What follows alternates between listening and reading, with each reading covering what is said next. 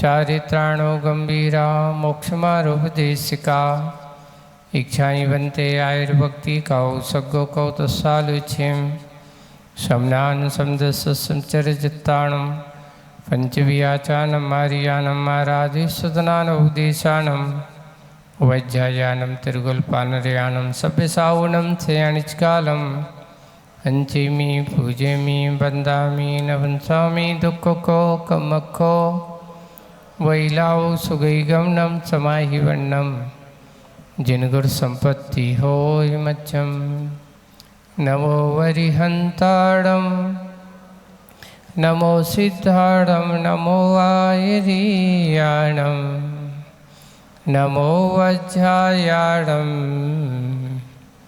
नमो लोये सव्यसावूढ़म। बोलो शासनिक भगवान महावीर स्वामी की, मूल नायक देवादिदेव 1008 श्री शंभुनाथ भगवान की, परम पूज्य आचार्य गुरुवर श्री विद्यासागर जी महाराज की, आचार्य श्री समय सागर जी महाराज की, अहिंसा परमो धर्म की। बोले मुनि श्री 108 अजित सागर जी महाराज की, समस्त मुनि संघ की।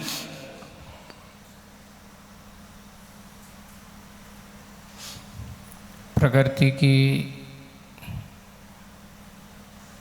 परिभाषा और प्रकृति की यथार्थता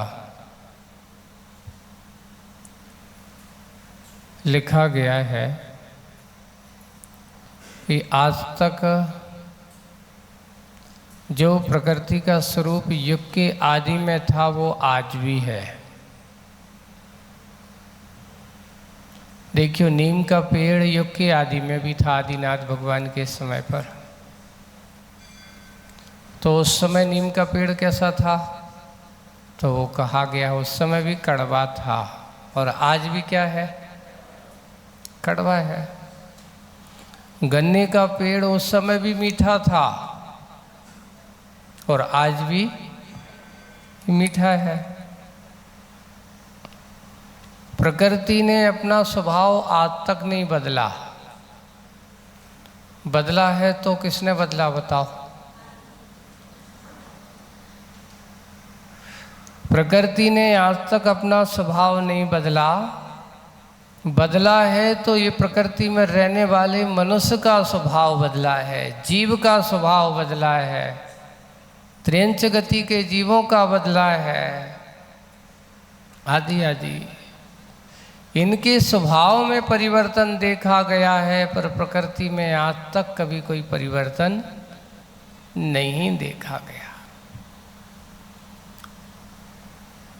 और एक और देखो, आपका शरीर अगर देखा जाए तो प्रकृति का एक उपहार है। आपका शरीर प्रकृति का एक उपहार है। क्यों?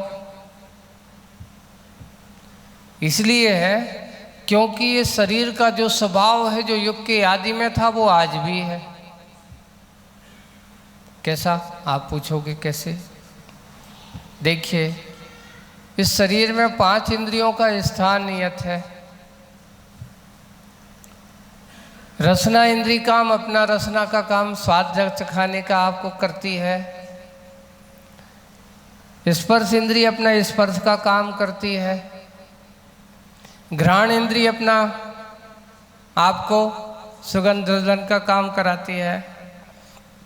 कर्ण चक्षु इंद्री आपको दिखाने का काम कराती है, और कर्ण इंद्री आपको सुनाने का काम।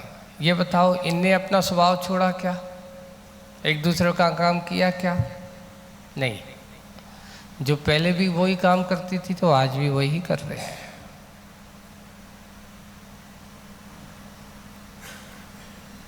ये शरीर इसलिए कहा गया कि प्रकृति का एक सबसे बड़ा उपहार है, जिस उपहार को हम पाकर के क्या कर सकते हैं? अपने आप को अगर प्रकृति के अनुसार चलें, प्रकृति के अनुसार हम जीवन जिएं, तो नियम से आपको आत्म प्रकृति की ओर दृष्टि हो सकती है, लेकिन हम प्रकृति के विरुद्ध हो जाते हैं, इसके स्वभाव को नहीं समझ पाते हैं। रसना इंद्री का काम था कि मैं तो अपना काम करूंगी, इसके अलावा और कोई नहीं करूंगा। लेकिन आसक्ति रूप जब ये जीव इन इंद्रियों के आसक्ति में इतना आसक्त हो जाता है, तो उससे क्या होता, इनका जितनी आवश्यकता है, जैसा प्रयोग करने के लिए जरूरत है उतना करता है, तो कभी उसका अहित नहीं होता। लेकिन अहित कैसे होता है, जब यह आसक्ति के रूप में अत्यधिक इनका उपयोग करता है, तब इसका अहित होता है। कैसे, देखिए,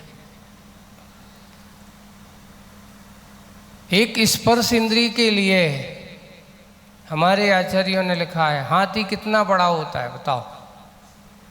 बड़े बड़े कहते हैं एक हाथी में 1000 आदमी का बल होता है। 1000 आदमी को एक तरफ कर दो और एक हाथी को एक तरफ पे रख दो। एक हाथी 1000 हस्ती मनुष्यों के बल के बराबर हुआ करता है, लेकिन वो हाथी एक स्पर्श लिखा है, स्पर्श इंद्री के विषय में इतना आसक्त हो जाता है, इतना आसक्त हो जाता है, उसके कारण से वह फंस जाता है। ये जो हाथी पकड़ने वाले जो होते हैं, उस पर लिखा है आगम में कि यह स्पर्श इंद्री काम वासना के वशीभूत होता है। उसको पकड़ने का क्या तरीका है, तो वो जंगल में एक कैसी नकली हथनी तैयार करता है और सामने ऐसा चित्र बना करके उसको रख देता है और एक ही रास्ता बना देता है, बीच में अच्छा बड़ा सा गड्ढा खोद देता है। गड्ढे को छोटी छोटी लकड़ियों से पूर करके ऊपर से क्या कर देते हैं, थोड़ी से पत्ते आदि बिछा देते, जिससे वह हाथी हथनी को देखेगा। देख लियो, उसने कहा है कि काम वासना स्पर्श इंद्री के वश में होकर के वो हाथी अंधा होकर के भागता है। भागते भागते उस नकली जाल में फंसने के लिए गड्ढे में जाकर के गिर जाता है। अब गड्ढे से निकलने के लिए 1-2 दिन तक वहीं भूखों प्यासों डला हुआ है। भूखों प्यासों उस गड्ढे में रहता है। फिर 2-4 दिन बाद वो एक जिसने गड्ढा खोदा था वो आएगा, दिखाएगा, शकल दिखाएगा, हाथी उसकी ओर देखेगा, थोड़ा सा उसको पानी पिलाएगा, सोचेगा इसने मुझे बचाया है, थोड़ा सा कुछ खाने पीने के लिए कुछ सामान देगा। अभी भी गड्ढे में रखेगा 2-4-8 दिन तक, तो अभी भी गड्ढे में है, लेकिन आएगा, थोड़ा सा खिलाएगा। यानी उस हाथी के मन में ये भाव जगाएगा कि इसने मेरी जान बचाई, ये मेरा परमोपकारी है। वो भूल जाता है अपनी शक्ति, और वो व्यक्ति जिसने उसको बचाया और बचा करके, जबकि पकड़ा भी उसी ने, और खिला पिला करके थोड़ा सा अब ले आया अपने पास। अब उससे कहता है बैठो, तो बैठ जाता है, उठो, उठ जाता है। इतना शक्तिशाली जीव भी एक हाथी मात्र स्पर्श इंद्री के विषय में इतना आसक्त हो गया कि अपने आप को पराधीन बना लेता है। ऐसे आचार्यों ने कथा है। फिर दूसरा एक रसना इंद्री, देखिए आप, रसना इंद्री के लोभ में इतने विशाल सागर में या ये कहो सरोवर में, नदी में ऐसे घूमने फिरने वाली संगी पंचेंद्री मछली जो है, किसके कारण से? मात रसना इंद्री के वशीभूत हो करके अपनी जीवन लीला समाप्त कर देती है। रसना इंद्री में क्या किया? व्यक्ति ने अपना जाल फेंका, और वो जाल में कौन सा जाल? जाल एक होता है धागों वाला, और एक जाल होता है वो जिसमें थोड़ा सा आटा वगैरह लगा देगा, कांटा जिसे बोलते हैं, और जैसे ही उसमें डालेगा और वो भोजन समझ करके उसके ऊपर टूटती है, और जैसे ही मुंह में देती है और वो कांटा उसके मुंह में फंस जाता है, तड़पती है तकलीफ होने के कारण से। और वो जैसे ही भागने की कोशिश करती है, जाल में से निकलने की कोशिश करती है, पर फंस गई, अब निकलना मुश्किल है, और खींच करके बाहर आ जाता है, तड़पती है, उछलती है, मर जाती है। एक बहुत अच्छा प्रसंग आया, एक मछली जो मर गई है वो आपको मौन उपदेश दे रही है, मौन उपदेश दे रही है। किसके लिए? इस मनुष्य के लिए, कि एक मछली ने कहा कि देखो मेरी क्या दशा हुई है, अब तुम मेरे लिए मर रहे हो, अब तेरी क्या होगी?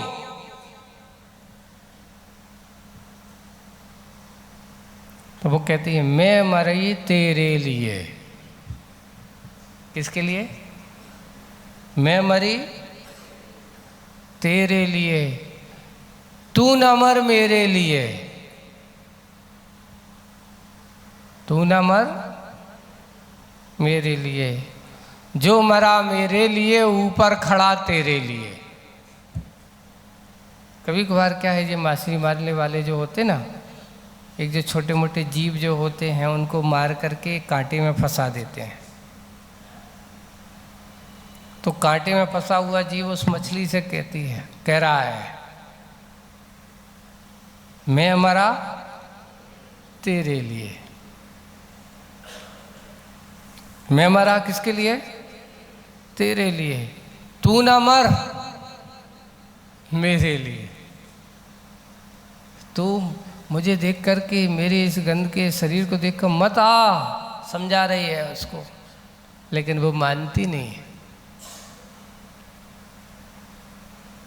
वो सुनती नहीं, जाकर के झपट पड़ती है उस पर, और जैसे ही झपटती है मुंह में लेती है, और मुंह में लेते हुई उसको वो कांटा मुंह में फंस जाता है, अब तड़फड़ाती है। तो वो कहता देखो तुझे समझाया था, तू नहीं मानी कि तू ना मर मेरे लिए, मैं मरा तेरे लिए, तू ना मर मेरे लिए। मेरी तो जान चली गई, अब तू अपनी जान सुरक्षित करना चाहता है तो तू मेरे आकर से और मत आ, लेकिन नहीं मानी, और उसकी जाल में फंस गई। और फंस जाने के बाद जैसे ही जो मरा मेरे लिए ऊपर खड़ा, और जैसे ही उसमें फंसी तो उसने जाकर के खींच ली। अब ऊपर आने के बाद उससे कहती कि काश मैंने तेरी बात मान ली होती तो आज मेरी ये दशा नहीं होती। रसना इंद्री, यही दशा है। आज के समय में व्यक्ति, अगर हमें पूछा जाए आपके शरीर की हाइट कोई 6 फीट का होगा, कोई 5.5 फीट का होगा, कोई 5 फीट का होगा, हो सकता कोई इससे भी छोटा होगा, लेकिन व्यक्ति से पूछना आपकी रचना की साइज कितनी है, जिह्वा की साइज कितनी है, तो उन्होंने कहा मात्र 4 अंगुल की। हो सकता कोई की 5 की होगी, तनक बड़ी और हो जाए तो कितनी होगी? उन्होंने कहा 4-5 अंगुल की साइज किसकी है? रसना इंद्री की। एक 5 फीट 6 फीट का आदमी किसके वशीभूत हो गया? 4-5 अंगुल की रसना की वश में नहीं संभाल पाया। वो कहता है सोचो इस रसना की चक्कर में ना जाने कैसे कैसे विष्णु में फंस जाता है ये, इसके स्वाद के चक्कर में कैसे कैसे कर्म कर जाता है ये, कैसे कैसे पाप को कर लेता है। एक रसना के लिए ऐसी ऐसी चीज़ों का सेवन करने लगता है, स्वाद मात्र उसके लिए। जो व्यसन हैं, जो खाने योग्य नहीं उनको भी खाने लगता है, जो उसको यथार्थ रूप से पीने योग्य नहीं उसको भी पीने लगता है, जो पीने योग्य है उसको छोड़ देगा। जैसे कि एक शराबी से पूछना कि तुम्हें दुनिया की सबसे अच्छी चीज़ क्या लगती है,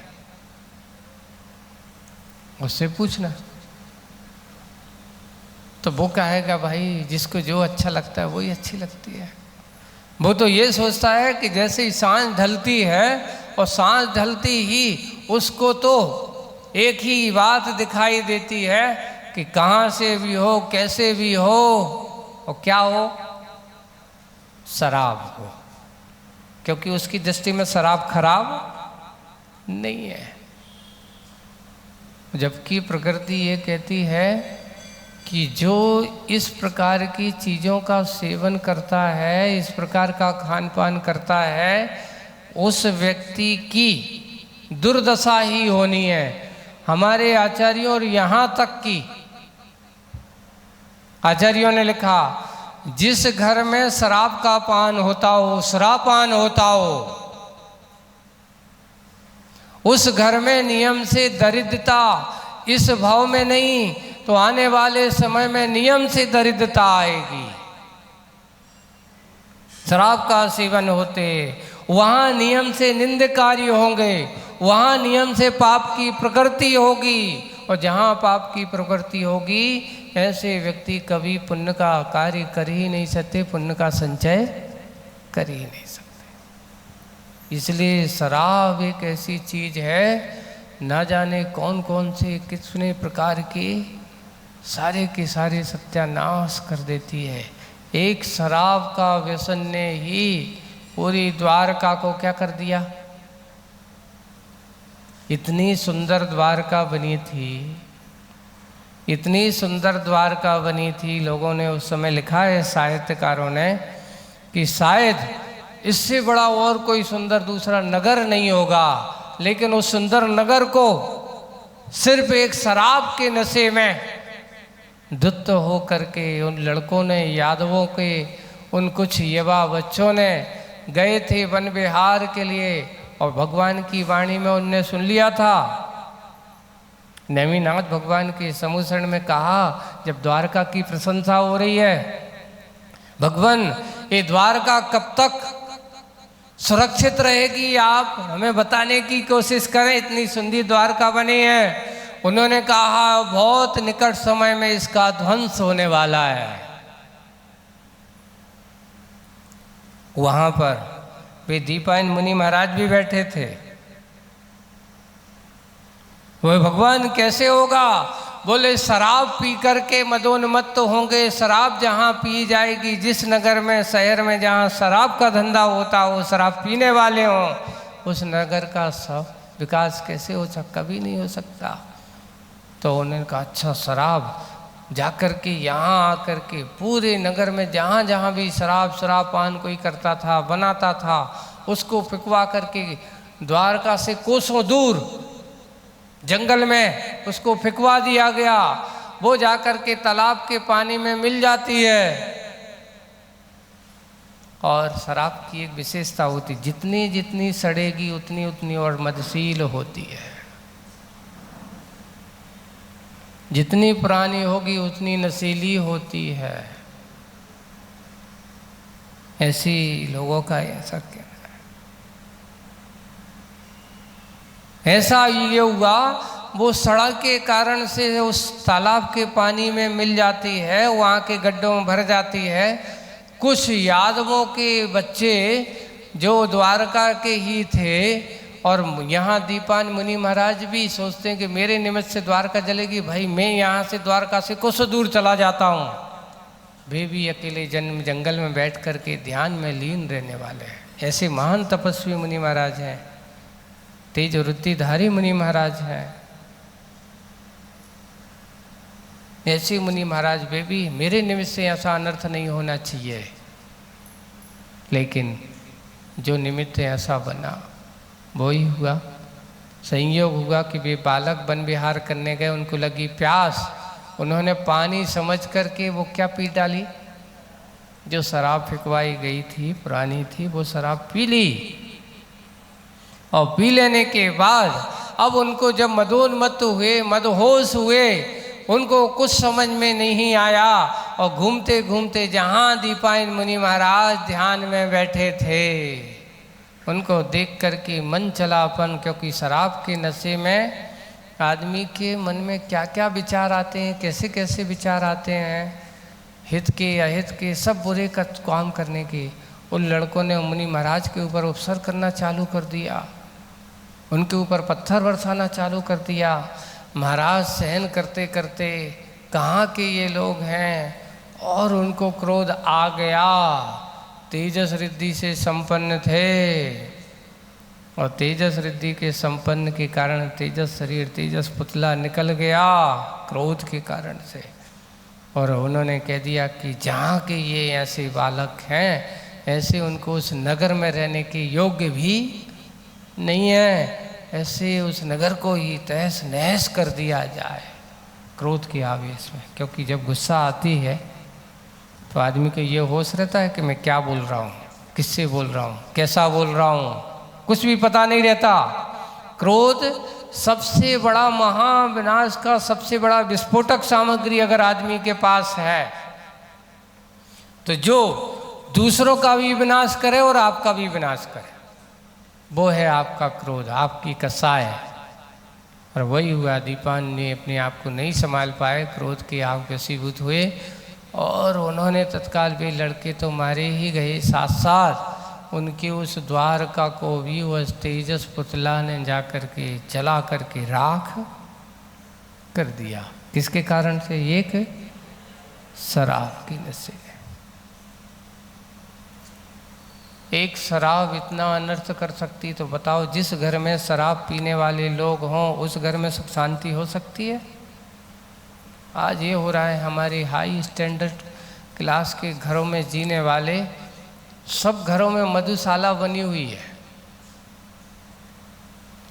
करोड़पति अरबपतियों के घरों में आज के सोच में महाराज कल्चर ही ऐसा हो गया है। बंधु ये ध्यान रखना, कहीं पुराना पुण्य था जिसके परिणाम से आज तुम्हारे पास धन संपत्ति वैभव है, लेकिन अब उस धन वैभव का दुरुपयोग अगर तुम्हारे यहाँ इस प्रकार का मधुपान होता है, शराब का पान, शराबपान हो रहा है, तो अगला भाव अब तुम्हें ऐसा मिलने वाला नहीं है, ये निश्चित है।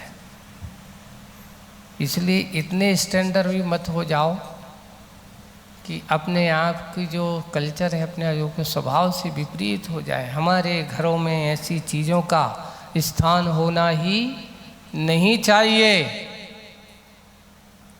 जिस घरों में ऐसे होंगे, अब हो ये रहा है महाराज, हमने फिल्मों में देखा है, सीरियल में देखते हैं, बड़े बड़े घरों के करोड़पति अरबपति लोगों के अगर नहीं हैं, यहाँ तक कि हमारी जैन समाज के लोग भी अब सदाचार के कल्चर से विमुख होते चले जा रहे हैं।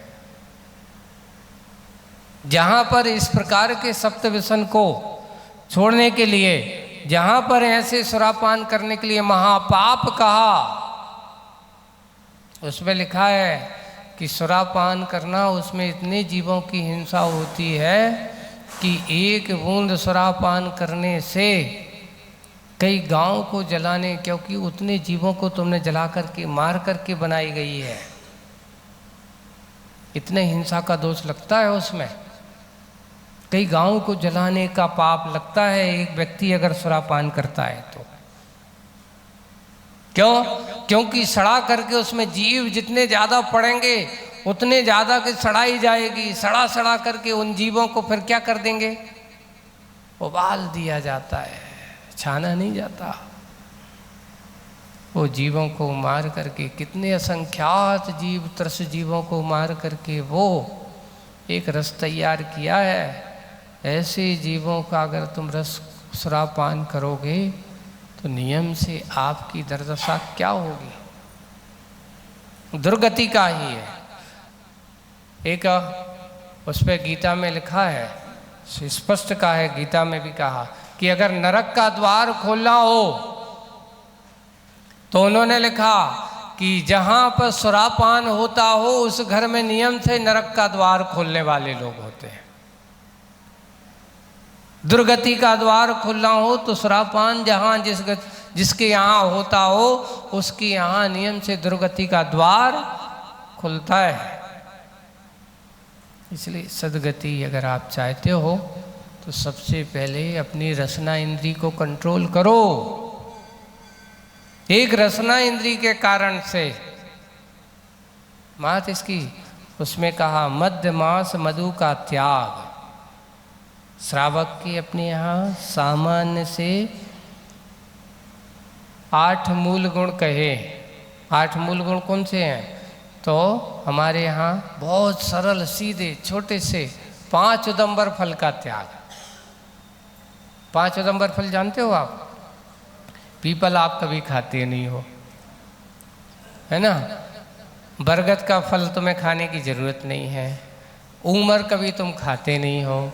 एक पाकर होता है, एक कठूमर होता है। ऐसे 5 उदंबर फल प्राय कर ये उदंबर इसलिए कहे जाते हैं, इस 5 फल ज़्यादातर देखना तने पे लगते हैं। इसमें जीवोत्पत्ति ज़्यादा होती है, डालों पे नहीं लगते।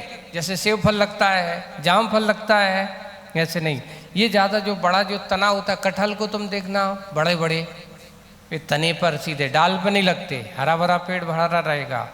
पीपल का पेड़ तुम फल देखना वो कहाँ लगेगा? उसके उसमें। बरगद का फल ज़्यादातर, ऊमर है, पाकर है, बिल्कुल पीपल जैसा एक फल होता छोटा सा पाकर का। कठूमर है, ऐसे बड़े फल। इसको 5 उदंबर फल कहा। और मध्य मास मधु का त्याग। आपने संकल्प लिया? आपने कभी ये कहा कि मैं अष्टमूल इस प्रकार के मूल गुणों का, व्रतों का संकल्प करता हूँ, मैं कभी खाऊंगा नहीं? अगर आपने संकल्प नहीं किया है तो आप उस व्रतों के नियम के पालन करता नहीं है। इसलिए हमें संकल्प पूर्वक क्या करना चाहिए? जो हमने कभी खाया नहीं, खाना नहीं है, आप संकल्प करो कम से कम अष्टमूल गुणधारी श्रावक बन जाओगे। क्या बन जाएंगे हम? कभी मांस खाना है? नहीं खाना। शराब पीना? नहीं पीना। शहद नहीं खाना। अपने यहाँ सबसे ज़्यादा जघन्य चीज है शहद। है क्या? बोले मधुमक्खी का ववन, जिसे अपन कहो पोटी भी कह सकते हैं। सबसे ज़्यादा निम्न मल माना जाता है। उसकी एक विशेषता है, मधुमक्खी के पास सबसे ज़्यादा परिग्रह संज्ञा और संग्रहण करने की प्रवृत्ति होती है। वो क्या करती है? फूलों से जाती परागकण लेती है और परागकण के वहाँ रखती है, और वहीं से जो खाती है उसका बल विसर्जन होता है, तूती छत्ते में होता रहता है। उसमें क्षुद्र जीव बहुत असंख्यात जीव होते हैं। एक बूंद शहद का सेवन करने से लिखा है 7 गांव को जलाने का दोष लगता है। एक बूंद। कितना बूंद? एक बूंद शहद का सेवन करने से। आज हमारे बच्चों को हमारे लोग विज्ञापन वाले क्या दिखा रहे हैं? बच्चों को हनी सेवन कराओ। अगर आपको हनी की ज़रूरत है, जब भी ज़रूरत है, आयुर्वेद में लिखा है कि जितना काम आपका इससे नहीं होगा, आप अच्छे गुड़ की चाशनी बनाओ।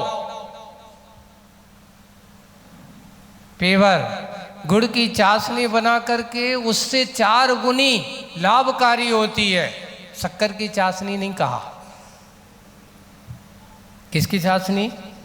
जब भी कोई वैद्य कहे और कोई कहे ठीक है, हम शहद में दवाई तो नहीं खाते, हमारे यहाँ विधान दिया है कि आपकी दवाई का सेवन हम करेंगे और उसकी जगह ये किसका,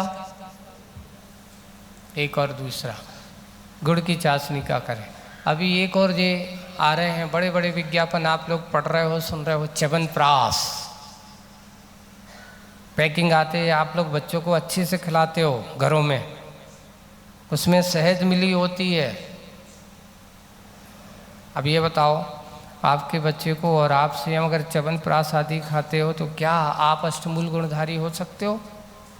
आपको हमारे यहाँ का च्यवनप्राश आप अच्छे अपने घर पे शहद की जगह गुड़ की चाशनी का प्रयोग कीजिए।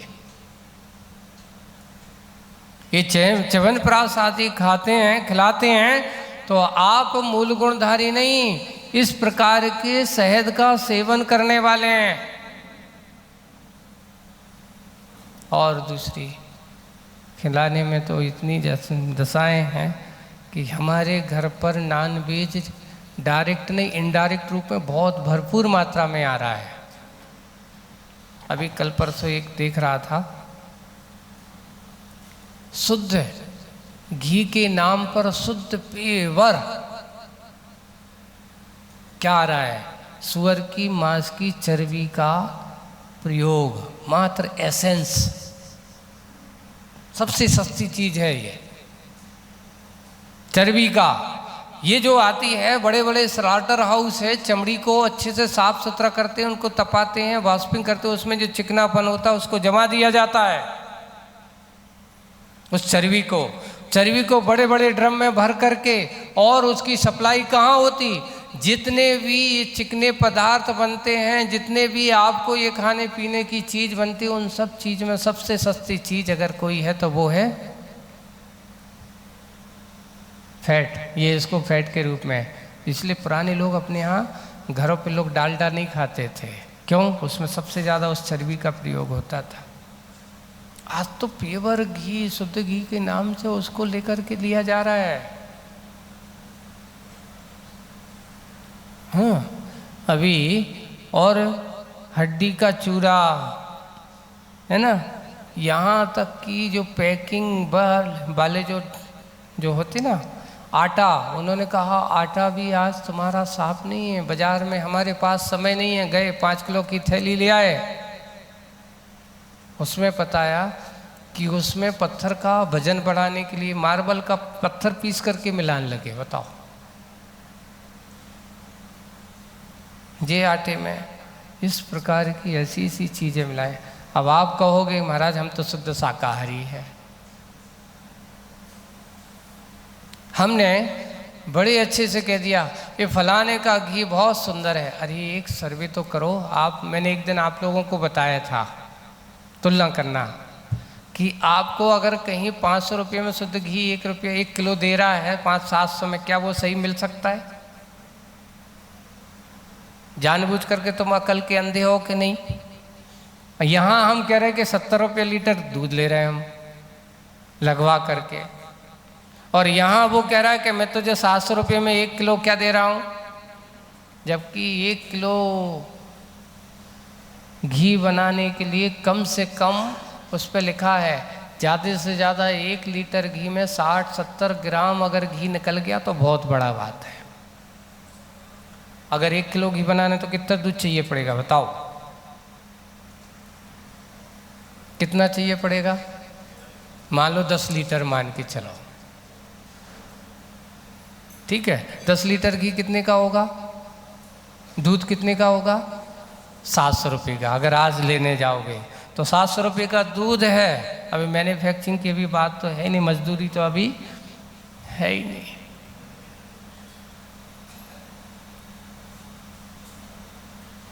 ₹700 का दूध, और तुम्हें घी कितने में दे रहा है वो? आपको पैकिंग कोई तो 500 रुपया है, कोई कह रहा है ये बढ़िया है पतंजलि का, ये 700 रुपये, ये शुद्ध गाय का घी है। अरे बंधु, सोचो, दिमाग से काम करो। तुम्हें बिल्कुल कैसे सामने, बिल्कुल आंखों में धूल झोंक करके तुम्हारे लिए क्या दिया जा रहा है? विज्ञापन दिखा दिखा करके नकली चीज खिलाई जा रही है।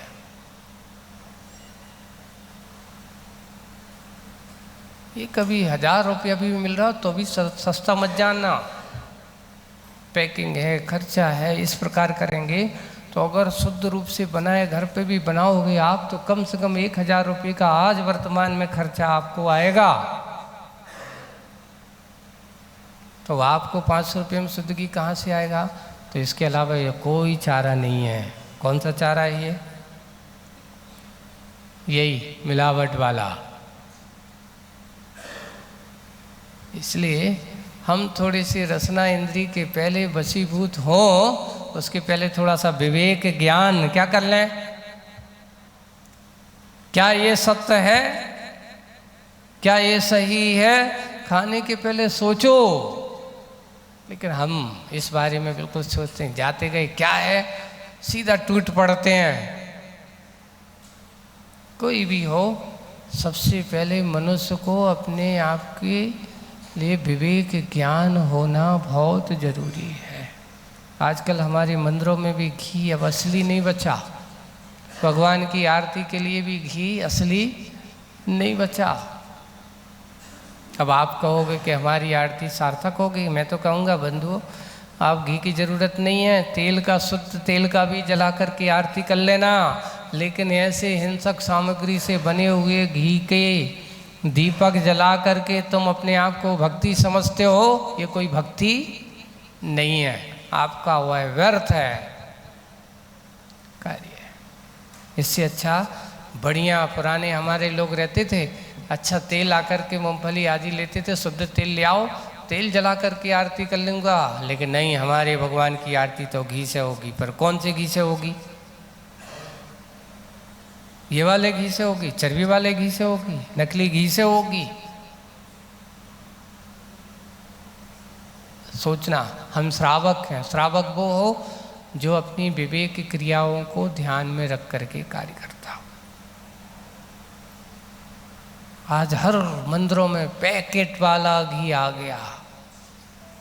कहीं भी जाते हैं तो सब जगह अच्छे बड़े कौन से घी के सोचते हैं शुद्ध घी का है। ये घरों में भी आपके आ रहे हैं। क्या आप सोच रहे हो? सुन लेना, मैं तो कहूँगा बिना घी की रोटी खाना अच्छा है ऐसे समय पर, कोई ज़रूरी नहीं है। अगर आप ऐसे हैं तो अनेक तरह की बीमारियों का आमंत्रण हम इसमें सिर्फ रसना इंद्री के वशीभूत ही होकर के दे रहे हैं। ऐसी ही तो इस प्रकार आज इंद्रियों के वशीभूत प्रकृति ने आपको यदि प्रकृति की यथार्थता यही है, तो आज हम प्रकृति के बारे में, फिर रसना इंद्री के बाद कौन सी इंद्री आती? घ्राण इंद्री आती है। घ्राण इंद्री देखो, उस पर लिखा है एक कस्तूरी मृग है। कस्तूरी मृग है। वह कस्तूरी मृग सबको मालूम है कि उसकी गंध कहीं बाहर नहीं है, लेकिन वो सोचता है ये गंध कहाँ से आ रही है, भागता है, भागता रहता है, जहाँ जाता है उसको गंध आती है। लेकिन उस गंध को वह स्वयं नहीं समझ पाता, जबकि वह गंध, कस्तूरी की गंध उसकी नाभि में ही है। और भटकते भटकते भटकते भटकते अपना जीवन समाप्त कर लेता है, पर वह उस गंध की ओर प्राप्त नहीं कर पाता। क्यों? क्योंकि उसकी दृष्टिपात अपनी नाभि की ओर नहीं जाती। इसलिए कस्तूरी मृग घ्राण इंद्री के वशीभूत होकर के मरण को प्राप्त हो जाता है। चक्षु इंद्री, कौन सी इंद्री आ गई? चक्षु इंद्री। आप लोग गाड़ी चलाते हो, है ना? देखिए, एक छोटे से वे छोटे छोटे पतंगे हैं, वो लाइट को देखती हैं, दीपक की ओर भागता है, जलाते हैं, और जैसे ही वो वहाँ आता है, दीपक जल रहा है, लाइट की चमक तो उसके पास चमक में देखा नहीं, गया, जल करके राख हो जाता है। ये है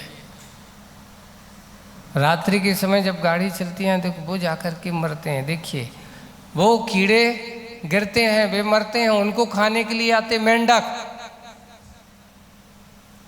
उनके चक्कर में, और वे भोजन के चक्कर में उनको खाने के लिए लपकते हैं। यहाँ दूसरी गाड़ी आई, उनके ऊपर से आए। अभी जब लोग तुम बिहार में देखते हैं, हम लोग देखते हैं, ओहो नवोरी हंताड़म,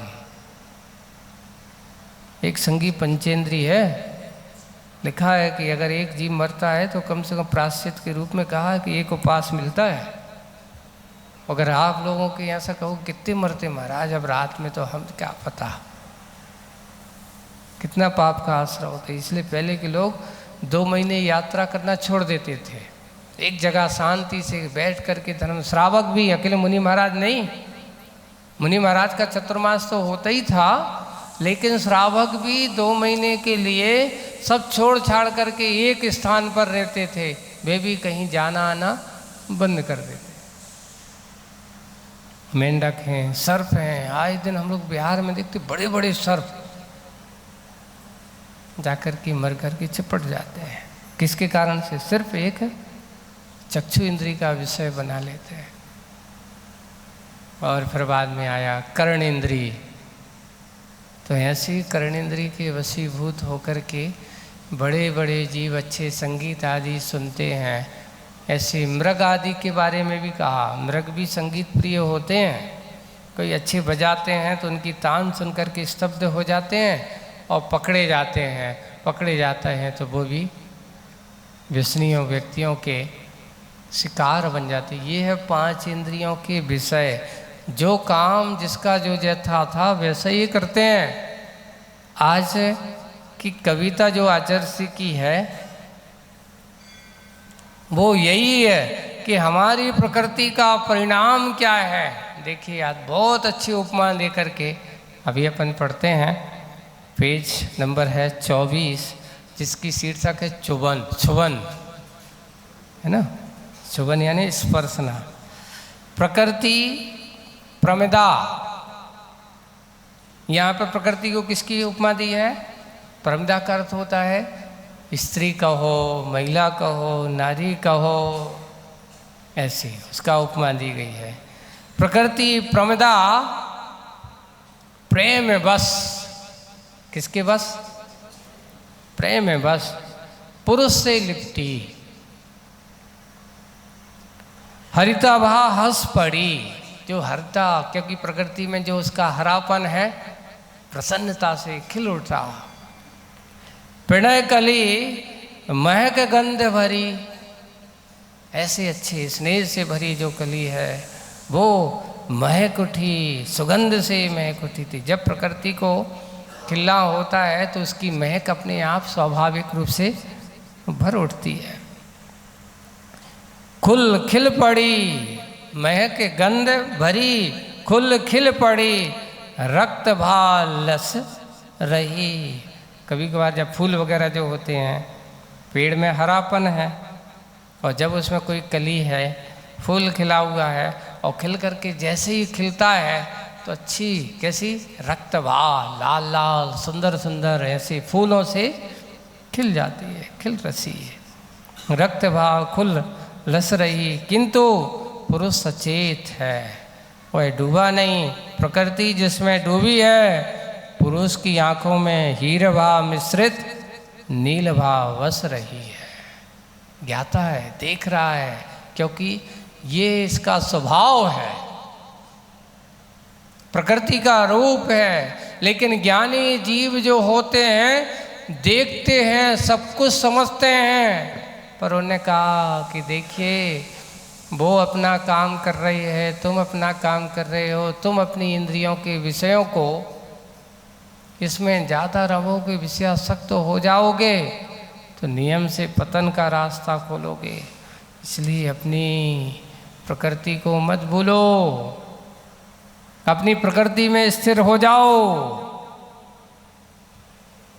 ऐसी ही बात। एक आज आपको एक प्रासंगिक अच्छा बात करते हैं। देखिए आपको प्रकृति ने क्या किया। आपको प्रकृति ने कितनी आंखें दी? 2। आपको कितने कान दिए? 2। आपको कितने मुंह दिए? 1, 2 नहीं दिए ना, 1 मुंह दिया। ये आपकी प्रकृति है। देखिए आंखें कितनी? 2, कान कितने? 2, मुंह 1। ऐसा क्यों?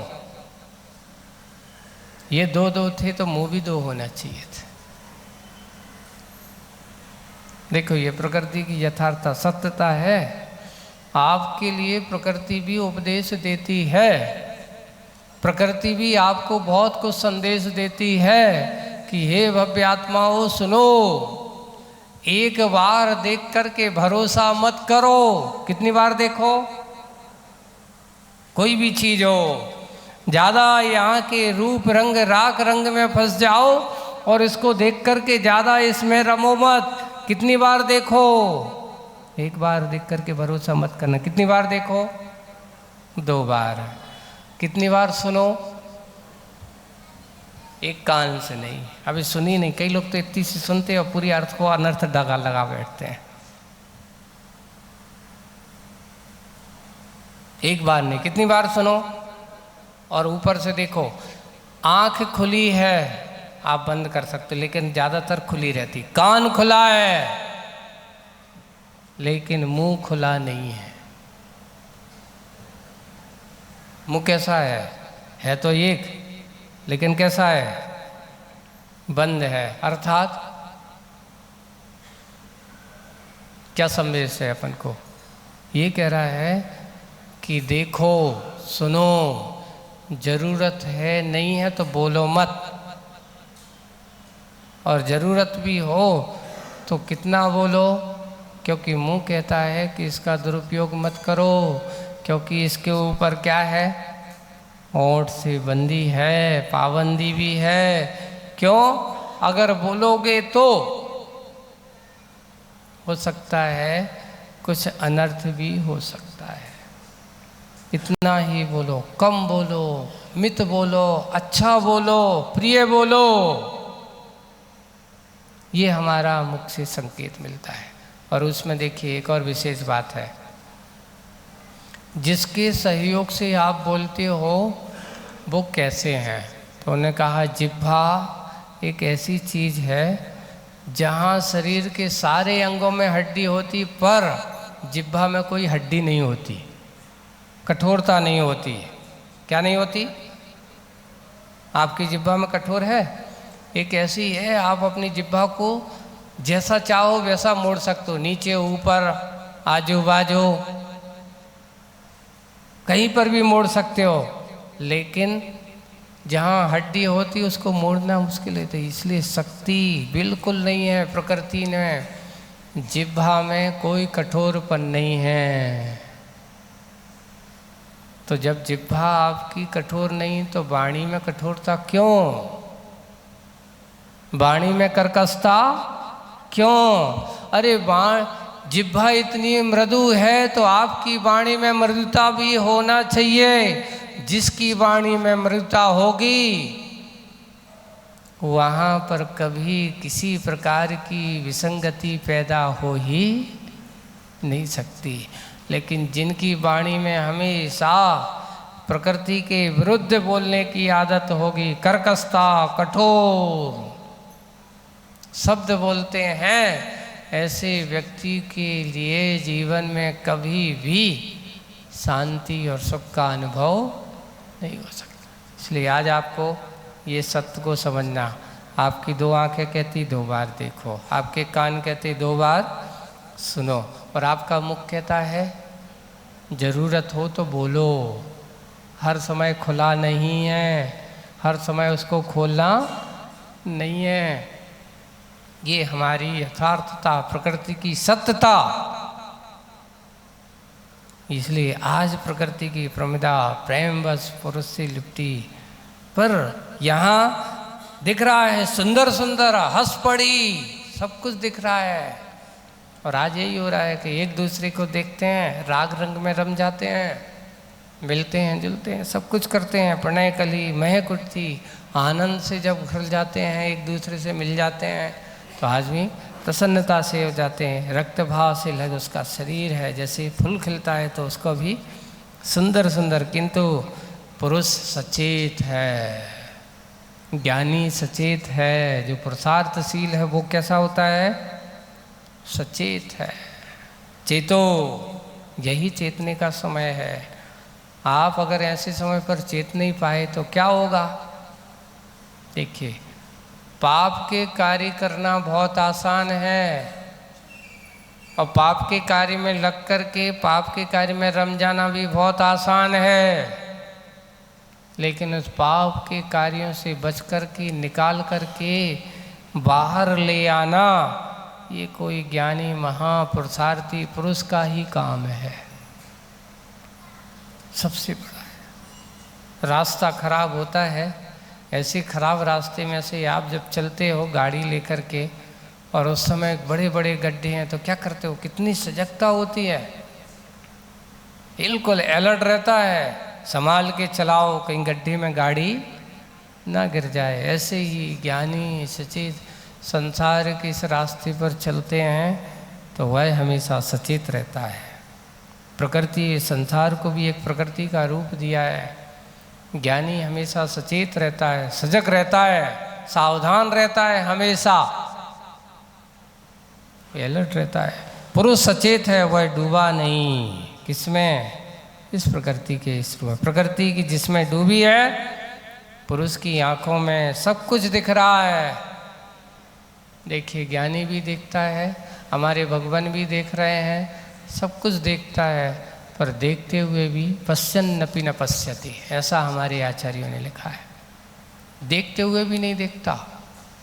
जैसे आप लोग भी बाजार में जाते हो, हम लोग भी बाजार में जाते हैं। आप बाजार में जाकर के देखते रहते हो कहाँ क्या रखा है, और हम बाजार में जाते हैं सो अपने आप को, बाजार अपनी जगह है, क्योंकि हमें कोई खरीदारी करना ही नहीं है। पश्यन्नपि पश्यति, इसलिए कहा देखते हुए भी नहीं देता। कोई मतलब नहीं है, हमें उससे कोई लेना देना नहीं है, हमें उसकी कोई आवश्यकता नहीं है, और जब आवश्यकता नहीं है इसलिए वो देख करके भी नहीं देखता। यही बात है कि जिसकी प्रकृति को देख रहा है, इस राग रंग के संसार को देख रहा है, सब कुछ देखता है, पर उसमें अपने आप को सचेत ज्ञानी बना करके रखता है। ऐसा बना करके पुरुष की आंखों में हीरा भाव मिश्रित, अच्छे अपने आप की सुंदर कांति से मिश्रित नीलवा बस रही है। वैराग्य की आभा अपने आप को रमाए हुए है, ऐसे अपने आप में लगा हुआ है, वो इधर उधर भटकने की कोशिश नहीं करता।